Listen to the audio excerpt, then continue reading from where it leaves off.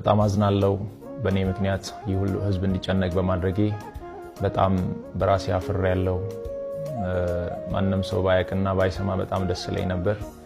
ያው በአንዴ ወጥቷል፣ ምንም ማድረግ አልችልም። እረዳለሁ፣ በደንብ ይገበኛል። እንደ ወንድማችሁ አይታችሁኝ በጣም ስለምትወዱኝ እየተጨነቃችሁ እንደሆነ በደንብ ይገበኛል፣ እረዳለሁ።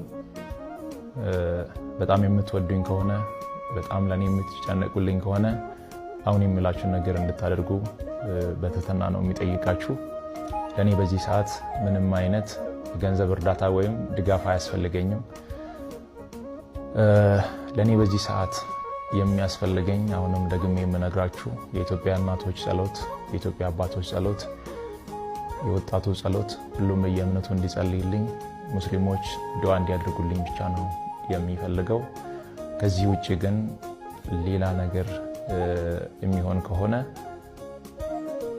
ሌላ ህመም እየታመምኩባችሁ እንደሆነ በደንብ እንድትረዱልኝ እፈልጋለሁ።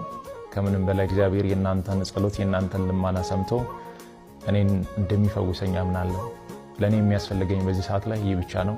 ምናልባትም ይህንን አጋጣሚ በመጠቀም በእኔ ስም የተከፈቱ በጣም ብዙ ፌክ አካውንቶች አሉ።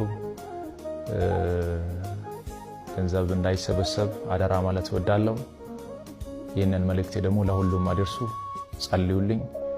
ሌላ ምንም እርዳታ አያስፈልገኝም። አመሰግናለሁ።